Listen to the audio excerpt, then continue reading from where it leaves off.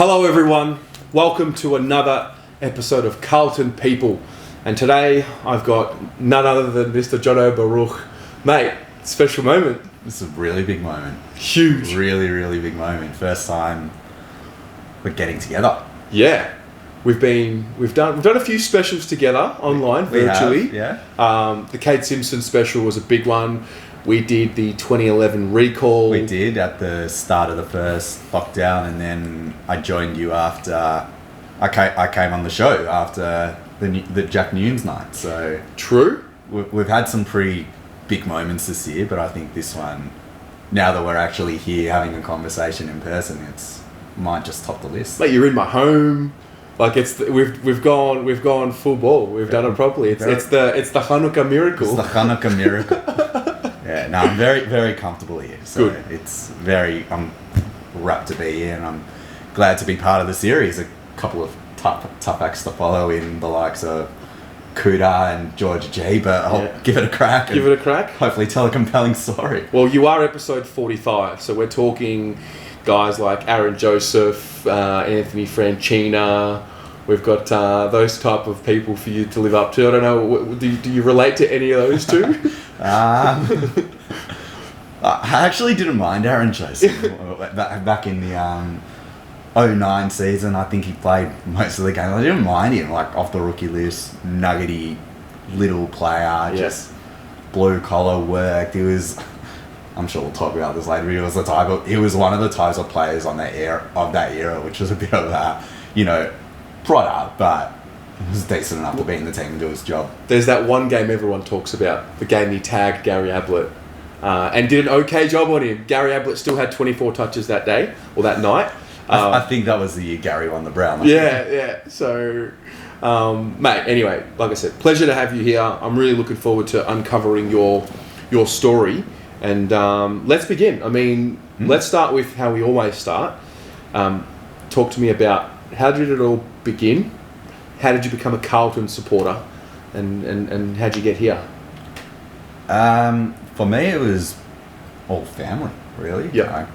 Born in 1995 to a massive Carlton family when my grandfather arrived in Australia from Europe in the late 1940s, and most of the Jewish community in that time, when they arrived from Europe post-war, they settled in the areas of, it was either Carlton or St Kilda. So what you find is today the most Jewish supported teams are Carlton and St Kilda, because that's where they settled after the war. And you still have your big four clubs, your Collingwoods, Essendons, your St Kilda, smattering at Hawthorn, a few more and more joining up to Richmond at this particular time, considering their recent success. But a lot of the Jewish supporters are mainly Carlton supporters and St Kilda supporters. And in between my grandfather and his brother helping his parents run the fruit shop in Puckle Street, Moonee Ponds, and everything else, they'd skip along to Princess Park on the Saturday and go watch the Blues. And they were pretty decent in the 70s and late 70s and the late 50s as well, when they started watching and supporting. And ever since then, it's just been passed down. So my dad's from New Zealand, so he didn't grow up with the game, and he tells the story that when he got engaged to my mother, and when they were sorting out the marriage contract, the ketubah, it was written in his contract, the ketubah, that he will become a Carlton supporter when he gets married.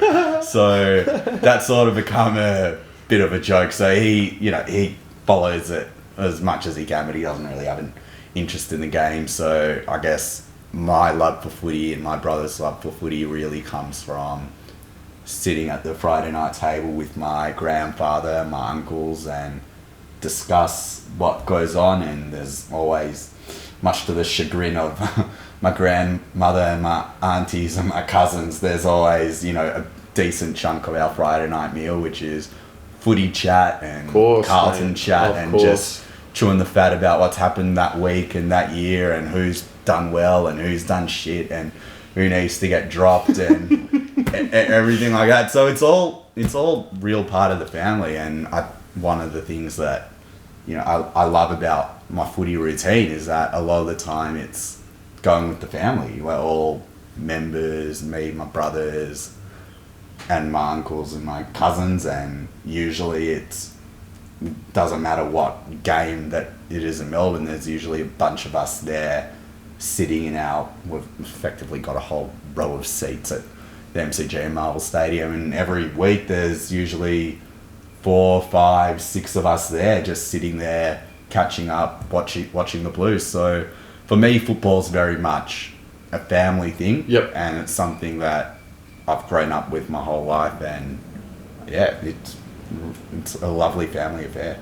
I totally relate to the family affair, especially on game day. Obviously, as you make more friends, particularly in the Carlton community, obviously everyone's like, oh, come to the footy, come sit here, we'll go to the game together. For me, going to the footy is exactly what you said. It's a family affair. So I cannot go to the footy unless I'm with my brother and my sister. Like that's just how it is. They've got to be sitting on either side of me. That's what it's all about. That's our special time. I don't know, get a bit emotional because I fucking miss it so much. Yeah, like I miss it so much, man. Up until this year, we, aside from our individual gap years after school, which we'll get to a bit later in the chat, we never missed a round 1 game. It was always round 1 against Richmond at the MCG, except for that one random year where we played Port Adelaide on the Sunday night round 1. We were always there, just round 1, and we've always been there, and hopefully we'll continue to be there for a long time. It's a lovely family tradition that we all have, and it's something that we enjoy. And like you said, as we grow older, and Mum started allowing me to go to the footy by myself, and you'd be allowed to go with your friends, and it would be like, well, do I want to go with my family or do I want to go with friends? And for me, I always ask, my brothers, like, do you want to go to the footy? Because it's just something that we do, and we like going with each other. Sometimes we invite our mates, but it's very much a family tradition going to the footy, and it's something that we've missed this year. And for sure. Can't wait to get back to it. And it's like someone asked me recently, what are you looking forward to most next year? I'm like, footy. Yeah. Just without even thinking about it, it's just like going to the footy. It's literally, it is for me, obviously grown up in Melbourne, lived in Melbourne, lived away from Australia, and obviously Melbourne, it is the lifeblood of the city for me. If you're a sports fan, there's nothing like the Friday night. You go through the city on a Friday night, you see the lights of the MCG in the background, like it's an energy release like no other. So yeah, I'm with you. I'm very much looking forward to getting back, especially those blockbuster games. And we're watching clips, and I'm uploading little clips on Instagram of goals, and you can hear the crowd in the clips, and then you're like, man, I can't wait to hear 70,000 people roaring again. So yeah, I definitely relate to that. What's one of your early memories of going to a game? How far back does your memory go? Is it a flash? Is it a full game? How far back do we go with your memory? I was thinking about this recently. Probably early, like I was born in 95. The first time, like obviously I'd grown up, and one of the flashes I'd hear, Carlton. There's a picture of me in an pram, and I think I'm about 9 months old, and I'm in a Carlton beanie and a Carlton scarf, and I'm very much like, I'm part of the family and community already. And I'm like, okay, there's no turning back. And I actually remember an incident at a Friday night dinner, and brother and I were just playing around in the front room, and we found all these old football cards. These, the old Scanlon's footy cards, and we found a couple of that were like Scott West, Mick McGuan, Rowan Smith, and I remember looking at him, and I'm like, I really like this one. I like the look of this guy, and I remember walking to everyone with Joel, and we announced that we went for a different team, and we were taken to the front door by one of my uncles and was like, look, you can go for a different team, but you can't have dinner or anything. Oh, no way. So we very quickly decided to go back, and it was like, all right. If you want to eat, you must be I want to eat. I want to be a part of the family. We do have an uncle who's a Sydney supporter who we just welcomed him into the family because he's born and raised in Sydney and he's lovely. So if I had to pick a second team, Sydney would be my second team for family, and there's a few other reasons to go with that as well. But one of the first times I ever saw Carlton in action was a replay, and there was a massive dude in the number 43 just flying for marks, taking everything, kicking everything, picking the ball up with one hand. And I'm like, okay, this is really cool. And the first game I remember going to, not clearly, I think it was Geelong at Princes Park, and I must have been about 8 or 9 years old, and there were the animations on the old scoreboard, and I think we won that day, which was very, very good. So got to sing the song after a win for the first time, which is incredible. And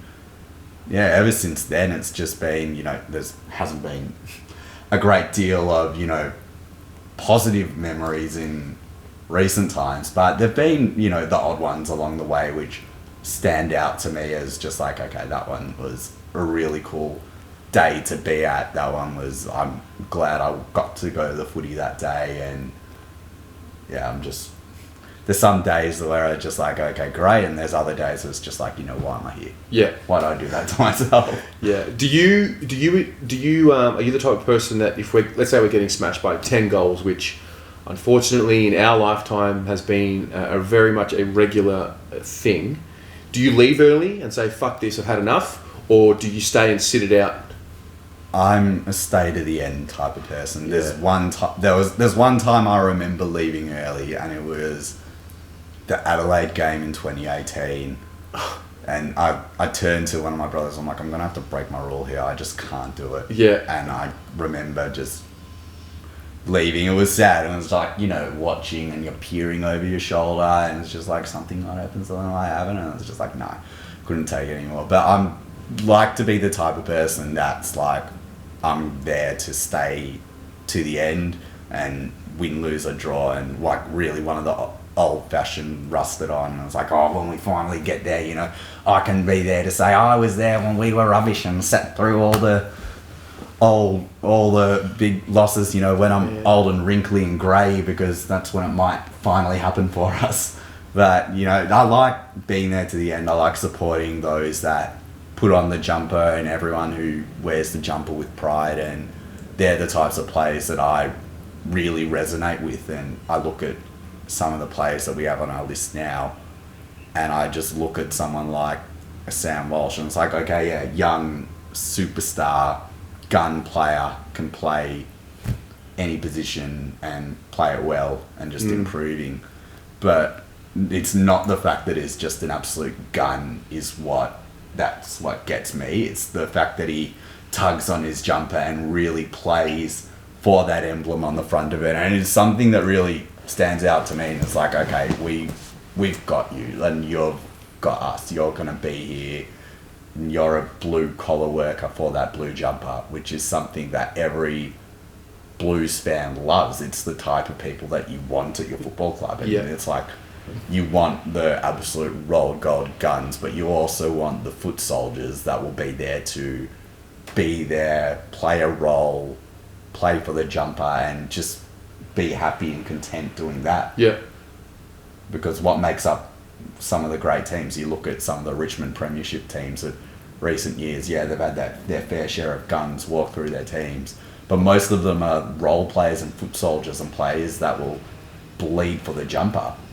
And sorry to take the conversation away from the Blues, but one of my favourite stories from the 2019 Premiership was Camden McIntosh, because he was left out of the 2019 triumph, nearly got traded or left off the list, and said, I'm going to work my ass off essentially, and come the end of the year as a dual premiership player again, which is something that I look at and I say to our players, and I'm looking at guys like a Jack Nunes, a David Cunningham, a Tom Williamson even.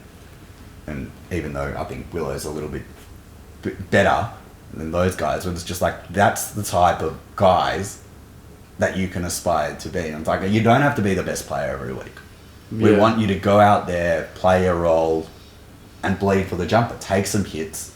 Occasionally do the incredible. You need the foot soldiers. You need the foot soldiers to go with your brilliant players. Yeah, correct. Which is something that, hopefully, we have the talent to do so. Well, let's break it down a bit, because we've gone through a couple of rebuilds in our life. You and I have spoken a lot about the team this year and what's happened. I think the beauty of doing these in the off season is that there's not as much angst, and we're not, on the one hand, we're not over the top excited because of the win on the weekend, but at the same time, we're not over the top angry at the loss. So we're able to have that balance in the off season. How are you? Well, let's start with, what's your overall high level assessment of where are we at, and how do you feel about the group? It's an interesting question where we're at.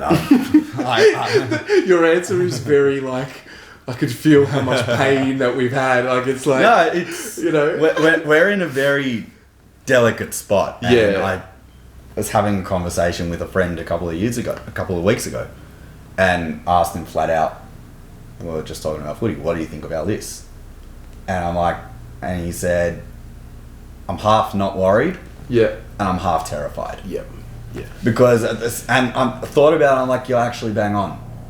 Because I look at this list and I look at what we've done. I've lost count of how many first round draft picks or ex-first round draft picks we have on our list.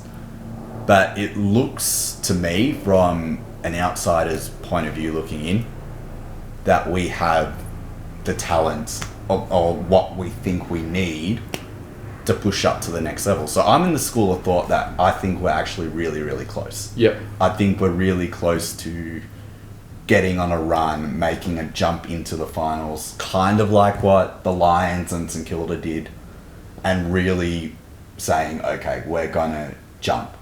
There was lots of people sort of thought, okay, maybe we could make finals in 2020, but you can't jump 2 weight classes at once. You kind of need to go from bottom runs to also rans and then to contenders. You can't go, okay, the Lions did it, but they sort of did, they finished in the bottom rung, but they were very, very close in a lot of their games. That's true. So, whereas we were absolutely pulverised from pillar to post. And in the first half of 2019 as well. So you look at that and you say, okay, we're in a position now with this list where we can go spend 6 figures on a Zach Williams. We can give a pick 8 for an Adam Sard, and we can get in a young player who's been starved of opportunities at his old club in a system like Geelong in Lucky Fogarty. So we're in a position where we can get those players in, and I'm also including Jack Martin to that list as well, because they are 4 bona fide elite B+ recruits that we've put into this team on top of the draftees that we've invested heavily into. Yeah. And the onus is, it's not as great as, Sard and Williams and Jack Martin and Fogarty are to bring in. They're not going to be the ones that ultimately drive us towards the finals.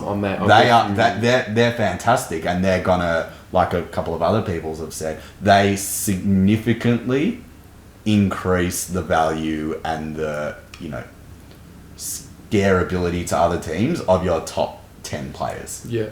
And it pushes a few out, and it makes your squad that a lot deeper. Yeah. It's on that middle rung of players to push up, take their spots, and ultimately create more competition and drive within the group. Yeah. So when we do get there, it's a bloody hard team to pick come the first week of September. So I'm looking at guys like Dow, O'Brien, okay. It's their 4th year on the list. It's usually around the 4th midfielders year. As well. It's not like their key position guys who take time. And it usually takes you around 50 to 60 games at AFL level to know what you're doing and to know if you're going to make it at the level. Yeah. And getting to around year 4, Dow's at about that mark. O'Brien's a little bit below the 50-game mark, but it's getting to that time of his career where it's like, okay, what are you going to be? What are you going to be? Yeah. What are you going to do for us? Yeah. Sam Petrevski-Seton, 5th year, has shown us his brilliance in patches. Yeah. And we've seen, all right, we know what he can do, but is that it? Like, is that it from Samo? Like, is that going to be, is best what we've seen going to be what it is? You know, same with the likes of Fisher, like, had a great year this year, but he's got other levels to go to as well. Well, this is the thing for me, right? So they're all, for the most part, the draftees, and you touched on it before. We've invested heavily in the draft, and you know it's going to have to pay back at some point. So there's two things. The first part is it's exciting because I feel like when you look at the list that there's going to be improvement just by the sake of the fact that they're in their 4th years, 5th years, 6th years for the 2015 crop. So naturally you think they're not at that point in their career where they're going to get worse. They're going to get better. So there's that. So you think, okay, there's the improvement. But then the second part is we've got so many of these highly rated draftees who, I guess when you're in the top 10 of your draft, you are thought of to become one of the really gun players of the comp, right? However, I think we have such a spread of them now that a guy like a Sam Petrevski-Seton doesn't need to be a superstar anymore. Zach Fisher, okay, he's not a top 10 pick, but doesn't need to be a superstar anymore. Paddy Dow, top 3. You probably think he needs to be a star to justify the pick. But I feel like there's such an even spread on this field now that they don't all have to be Jets, but they all have to be very good. The most overrated word in AFL football is potential. Oh my God! Everyone gets drafted if they're talented, and everyone has potential to be the next big thing. Anyone who gets drafted, and it's like, oh, they could be anything. It's about how you apply yourself and how you put in the work. So I'm gonna use Liam Stocker as an example here. Entering his 3rd year, didn't play last year for whatever reason, and when he got his chance in his 1st year, he looked okay. You know, he was a bit underdone and probably not ready for senior football, but he showed us, okay, there's something there. There's a player there, and obviously there's a bit of ticker in there. Lots spoken about him, maybe a bit of a chip on his shoulder. Who knows? We're not inside his head, we're not inside his inner circle, we're just observing from a couple of steps further away. It's what is going to drive Liam Stocker to be a regular member of that Carlton 22 that steps out onto the MCG every week. It's what going to make guys like him and other guys who are fighting for spots in that best 22. So guys like Cunningham, guys like Jack Silvani, even someone like a Caleb Marchbank who's been injured and hasn't played in a long time, but you see everything there. And I'm like, I think Caleb Marchbank's one of the most underrated players on our list in terms of football ability. But number one, is his body going to let him? But number 2, does he have the work rate and the want to get on the park and be the best footballer that he can? Because if you're not, and you see in this competition, you're going to get found out very quickly. And so I love the enthusiasm and I love the expectation from all the Carlton supporters in saying, 2021 finals or bust. It's not that simple. As much as I love to make finals next year, and as much as I'm saying, oh, we should be, of course, we're aiming to make finals, we're expecting to make finals after the progression that we've had, and we're no longer in a development phase. We're in the phase where it's like, okay, we've got these draftees up to a reasonable level now where they've had experience at the top level. We should know everything that they're capable of. It's go time. But look at the ladder. Look at who finished in the top 8. Look at who got better from that rung outside the top 8. Where's the spot coming from? That's the thing. It's a brutally tough competition. Yeah, it is. No, you're right. I think I was listening to, just to go back one step, I was listening to Dill Buckley on one of his podcasts recently, and he was talking about when he was at Carlton. and because you were mentioning Stocker and his development and these younger guys, and Dill Buckley was talking about, when you get to a football club like Carlton, where he was at, there was sort of like those mid-level prime players like Murphy, Gibbs, who were in that 24, 25 age bracket. So when you talk about an 18-year-old kid, still quite a bit of a gap there. Juddy, Jamo, all those guys, they're a little older. We didn't really have the 19, 20, 21-year-old guns for these 18-year-olds to relate to, because generations change really quickly. So and you can see just how quickly in an environment like the AFL, how quickly the arse can fall out from under. Absolutely. And like we lived through it. 2011, 2012. We thought we were there or close to being there. Yeah. And we, just like that, we're back up the creek without a paddle. It's true. But to now have, there's a couple of 19, 20, 21-year-olds on the list now who, as an 18-year-old kid coming in, so if you're a Corey Durden or a Jack Carroll, for example, you're coming into the club and you got a guy who's only two to 3 years older than you. Paddy Dowd's probably the good example. You're a guy that's younger than him, and it's like, oh, these are people that are at my level. It's only going to push them to get better. And Sam Walsh, I know that we all talk about him and we all love him, but I don't think we quite understand how important it is to have such a young guy work and have the reputation that he's earned at such a young age. Because absolutely. I feel like he is the turning point of this list. No, I really do. When he got drafted, it was like, okay, yeah, you can have the debate. Wherever that draft was absolutely one out of the box, and did we take the best player in the draft? And we took the best player, who we believe's the best player in the draft, but not only that, we took the best player for what we needed, and we needed someone who we could come in and say, because before Sam Walsh got to the club, and you looked at the list we had, who would have been our next captain? After Patrick Cripps. Jacob Wiedering, maybe. I mean, these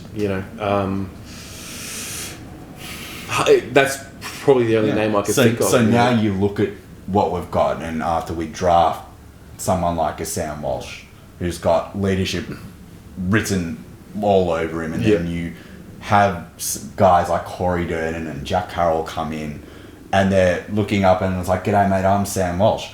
And it's like you're only 2 years older than me, but you're already in the leadership group, and you've got a standing in the game already and admiration from everyone because of the way that you apply yourself out on the footy field. That's the key, though. It's going through training and seeing how he trains. That is the person that I want to be like. That's the person I want to train like. This is the character who's, very close to my age, who I can model myself on and be the best person of myself. Mm-hmm.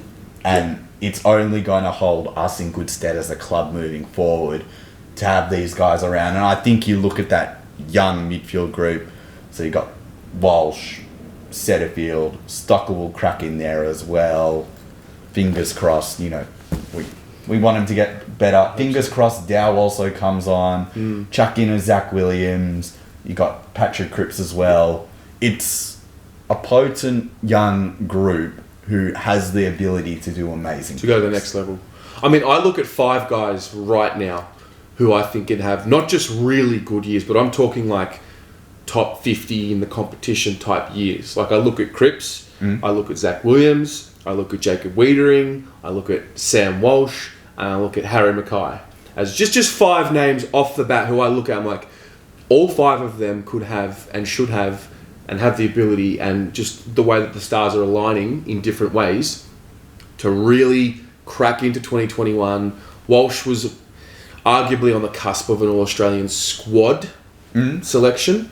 Wiedering obviously made the squad. I think he could make the team next year. Cripps, you just feel like it's bounce back season for him, healthy pre-season, etc. Williams, new club, wanted the midfield opportunity, so he's going to shine at a big club.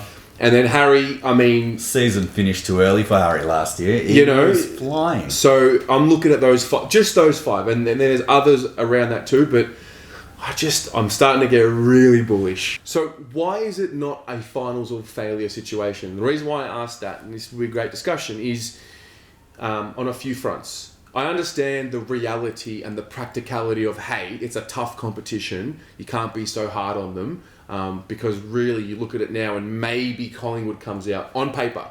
You look at maybe Collingwood will drop out and there's only one spot available and there's GWS who you think will be back up there potentially. The Bombers, and much as I don't really rate them, you know, they'll be rating themselves there. The Melbourne when they got Ben Brown, etc. We as fans have been sort of sold a 5-year plan. We've been right? sold, and we're now entering year 6. So if we don't have the expectation of finals, how do you reach a goal without expecting it? You have to put the expectations on them. Yes. And from the looks of looking at them, they want it. Oh, sure. They want it. And if you don't want it, there's the door, mate. Yeah. It's very much how we're looking at our team as like, okay, this is what we want. This is what we expect of you. But I think this year's a perfect illustration of it. You don't always get what you want. And as much, and you look at it, flags are so hard to win. You look at teams that have been up there for so long and either have won or nothing to show for it. Like, you look at St Kilda. They have had some fantastic years in the mid-2000s, and even people my age, nothing to show for it. One premiership in their entire existence, and they've been absolutely tortured. Us, okay, yeah, we've been rubbish for the last 20 years, but we have a history that we look back on and it was like, okay, yeah, we were the best and we're striving to get there and we think we're going to get there again. But let's not underestimate just how much you need everything to go right. Correct. And listen, if we don't make finals next year and touch wood, there's key injuries to some really key players, okay, you make that's a mitigating factor. But for me, going into the season 2021, everyone really healthy except for Charlie, I mean, how can we as fans sit through another wasted year? So, I don't... Now, the reality of the league is you may not make it, but that is to be played out. In terms of the fans, you can always control what you can control. Yes. For us as fans, we go in there with their expectations and it's like, Cripps is going to be back to his All-Australian best. Charlie's going to get back on the park eventually and, okay, yeah, go back to doing what he does. Hopefully, please, Charlie. No, one prayer, please. Harry's going to kick 50 goals. Wiedering's going to be All-Australians. And Zach Williams is going to be the best thing to happen to our midfield since Patrick Cripps. Yeah. So we look at all these things to happen and we want all these things to happen and we can declare that X, Y, Z is going to happen. And you can always have your best laid plans and it can all go to shit. Totally fair enough. Totally fair enough. It's as much as we want it all to happen as outsiders, the insiders, they want it all to happen. And what we can do is just hope and wish and will on the fact that they are working so incredibly hard to improve. Everyone just improve that little bit more. But what if they get us to that next level? What if you don't? Okay. What about if there is a healthy season and those 5 players do all the things that we think they're going to do, and then it still doesn't happen? Like, basically, what I want to know from you is when do you go from what you've just described to this isn't good enough? Like, come on. Reality, it's probably this year. Okay. It's probably this year coming where you say, okay, we've had everything. Everything we needed to do, everything we've done. we needed to do. And the waiting game after the draft. And going back to this year, okay, yeah, as much as I didn't think we were going to play finals, with 2 rounds to go, we're still a chance to make it. Yeah. And, okay, maybe a Robbie Gray goal after the siren one way, not giving up the first 7 goals against Melbourne another way, not the Adelaide game, game, mate. not letting Geelong kick all those goals in a row in the last quarter when the Hawthorn game, when the game was pretty much ours at 3/4 time. It's all these little things, and you talk about everyone else just switching on for that little bit more, and everyone improving that 5%. Yeah. That's where the improvement comes to get to the next level. I've been using the analogy of everyone needs to improve 3 to 5%. if everyone on the list improves by 3 to 5%, that's a lot. It makes the world of difference. And then you get, it's not just all on Harry McKay. It's not just all on Patrick Cripps. It's not all on Jacob Wiedering. It's not all on a Doherty. There's 22 contributors out on the field producing a much more even team performance, which hopefully leads to better team results and overall pictures. And when you win, you get a happy club and a happy supporter base, and that's what we all yearn for and what we strive for. It's and true. All our friends that we see running around Punt Road painted yellow and black, that's what we want. That's everything that we want. And hugging strangers, and you dream about it. You dream about the euphoria of being there on grand final day, and it's just like, it's all worth it. Yeah. Great chat. Love it. Love where we went with that. I want to ask you a few more questions before I let you go. Sure. First one, there's actually three. I didn't tell you about this third one. The first one is, there's a third one that I'm now adding into the chat because it's off-season and / pre-season. But the first one is there one player from another team that you would insert into the team right now? And you can be have some fantasy with this. Salary cap doesn't matter. Never really has with this football club. But is there a player from another club that you're like, oh my God, if he played for us, that's the piece? I'm going to go a bit left field. Please do. I'm not going to pick a current player on the list. Okay. I'm going to mention a name. I like this. Rioli. Cyril? In the history of the Carlton Football Club, there hasn't been a Rioli on the list. Oh, okay. And if you look at the stats, every Rioli that has been drafted to an AFL club, within 3 years they win a flag. Okay. That's Braden Rioli is in the draft next year. Nick Austin, Paul Brodie, Mick Agresta. Doesn't matter what our first pick is. Take notes. Just go get him. Yeah. Just go get him. And is a Rioli, he's got the gene talent pool. He'll do some levels of mercurial things. Just get it done. Love it. Okay. I'm going to fire a few at you now. We're going into 2021. You're the first person I've done this exercise with, so I'm glad it fell to you. I want you to give me our most improved player in 2021. I know I've put you on the spot, but I kind of want your first response as opposed to one that you think about. Mitch McGovern. Mitch McGovern, most improved. Well, it's not hard to improve on. It's not hard to improve, but I think you see. To be fair, sorry, Mitch, but come on. No, you see what he was brought into the club to do. Yeah, correct. And you can see the talent that he possesses. Yeah. And his first 4 weeks, by the way, of 2020. That's all I want to see. Just the spring. That's what you want him to do. You want him to be running around, springing off. In an ideal world, if you can get him delivering the ball inside 50 to Harry or to the next to forward. Whoever's there. If you can get him delivering the ball, that's the role that you want him to play. And you hope from a supporter's point of view again that someone's put a rocket up him and almost gone and said, mate, this team needs you. Yeah, you have a spot in our best 22. Yeah, there is a spot here with your name on it that everyone else thinks, okay, you don't deserve to be here. We know you deserve to be here.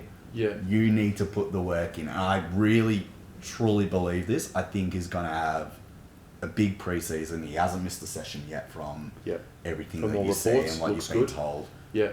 And he looks like, okay, I'm going to really make a fist of this, and this is going to be the year where I have a moment and I go. Yeah. Okay. I like it, and I think I'm very sure of this. Actually, he gets a lot of criticism because of how talented he is. Absolutely. And because of what I think we all know he can do and can be. It's again, you're looking, and it's total unfairness to him. You're comparing him to what his brother is. No, not even. I don't think that's the case. It's just more so. I remember him at Adelaide. It's like I know him and you know what he can do. I remember the trajectory he was on, and it was like, oh my God, we've got him at the perfect time. He's done his apprenticeship at Adelaide, played in a team that was, towards the top of the ladder, playing in big finals. He was in that grand final team. Missed the grand. Oh no, he missed the grand final with the hammy. Yeah, but he was in that team up until the grand final. Yeah, and it was like, oh my God, you're only going to get better from here, young man. Come to us, and then have that explosion. So, I like that one. I like that one a lot. There's your most improved. How many games are you looking at us winning next year? How many games do you think we'll win? I know the fixture's not out. I know that there's a lot of moving parts. What's your expectation of wins? So we won 7 this year in a shortened season. 7 of 17. It's usually around 11 or 12 to get you into finals. Yep. On a full 22 game season. I'm gonna set the bar at about 12 to 13. I think that's what we're capable of. Yeah. I said on another podcast. G'day, Izzy. I said on another. I listened to that. I said on another podcast that there's no reason why we can't be pushing up for one of the elimination final spots, if not higher. That's right. We think we have the talent and the guys that we need to really push, and being out of a developmental phase, we can really push and say we're aiming for higher things here. Yep. Okay. I like that. Who is going to be our best player? So, the best and fairest. I think it was a tight one. Well, we don't really know who won this year. We still don't know. Are you with that? Or I feel like we should have done it. We definitely should have announced it. Yeah. I can understand what they wanted to do. Yeah, and it was nice for fans. It's a very, very nice idea, particularly to send off to greats of the modern era. Yeah. But I think just have a season launch and invite have a season fans. launch and announce them. Do something with fans in the ground next year to a bit of proper due to them. Yeah. There's a way. An open training session with crew, like it's really not hard. Anyway, send crews around Icon Park on a tractor.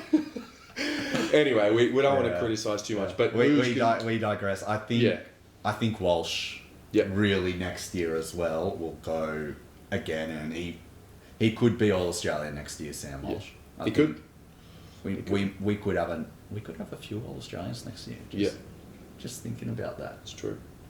One more question. Actually, 2 more questions. The first one, the order is a bit out of whack here, so apologies. But when are we lifting up? When are the men lifting up the next premiership? We haven't really spoken about the women because they're lifting up the cup next year. Like we know that. And they've been such a fantastic. Oh mate, they're so good. They've been such a fantastic addition to Carlton. Oh my God, it's been unbelievable the amount of new fans that they've drawn in. I don't know about you, but when they brought it in, I was just like, okay, this is cool. This is going to be different. It will take some getting used to. Didn't go to any games in the first year out of not having the time and not wanting to put aside the time, and then the next year I find myself in the uni class with someone called Sarah Hosking. Who's no longer at the club, but I'd go along and start watching her, and the team would start getting better, and it would be amazing just to see what they've gone on, and to really see a club like Carlton lead the way in investing in women's footy and everything like that. It's just brought a whole new vibe to the club, and I think it's perfect for this next stage that we're going into. It's more of like, and with Carlton respects, it's sort of, I don't know, because as much as I don't want to forget who we were as a past, powerhouse, it's almost shedding the arrogance in a way of saying, we're an inclusive club, we're here, we're happy for everyone to come play football, men or women, and we'll accommodate you. Yeah, it's true. Very true. So there's a Premiership 17 for the club next year. But when are these boys going to do it? What's the year? We've now got a memory. We've got a memory that we're going to look back on when we're old and grey. I'd like to say, I think 2023 is the year that's been popped around a lot in this series. So I want to go around that area too, like 2023, 2024. I think you got to pick one. Let's go 23 because we want it to happen sooner rather than later. But I think, as I said, I think we're really close. Yeah. And when it does happen that we do take the jump, it's going to come with a rush. Yeah. And you can see all the fans getting excited, all the people in the media getting excited about what we're building. Internally, they're excited about what they're building. As much as it's rumoured to happen, we'd love a signature on a piece of paper from a big dude wearing number 9. Any danger? Any danger, Paddy? Just mate, get it done soon, please. We hear about how invested he is and how committed he is. I don't celebrate Christmas, but I love a Christmas present this year with that. I'd give up every Christmas present for the rest of my life if he just would sign on that dotted line. But sign on that line. Yeah. 5 years. Yeah. Longer. Yeah. Have as much money as you want, Paddy. Just fair. Just stay. We love you. You love us. Fair. And yeah, so okay, that's what I love. 2023. Well, Jono, mate, it's been a pleasure. It has been a pleasure. I really appreciate you coming into the home. I'm glad to be able to host you. Thanks so Not much. only like on Carlton People, but in my home. Mate, looking forward to a big year ahead. Really appreciate what we did this year. We did some really cool pieces of content this year that I was really proud of. Oh, we did. I think speaking more broadly, speaking more broadly, I think this year was a big year, not just for the channel, but more for online, because here in Victoria, starved of going to games. We had to find new ways to interact, and instead of speaking to a random in the bleachers because lamenting how the team's going or celebrating a goal and giving a random a high five, you had to interact in new ways, and you saw this channel go from strength to strength, and you saw other podcasts and platforms pop up as new ways and new content of everyone just interacting with each other, and it took it to a whole new level. And I think that's really been one of the silver linings of 2020 is that okay, while we've had to find new ways to communicate with each other, we've done that in a friendly and civil way. And this is just another platform that is really going from strength to strength. So a massive well done to you and your crew with what you're doing. It's fantastic, leading the way into what's going to be a whole new journey of what will be fan content. And I think and we lead the way. The Carlton community leads the way, and that's not even me being biased. Like, obviously in this space I always try and reach out to other fan channels and whatnot. I just don't see any other club with as many podcasts, as many channels, as many of Mate, there's probably 11 podcasts. We're invested. We're invested. We're on we're on the proverbial Teague train as it is, and we're chugging along to greener pastures, and let's hope it gets to that station very, very soon. Well, Chag Sameach. Thanks Thanks very much. No worries. Go the Blues. Go the Blues. Killed it. That was sick.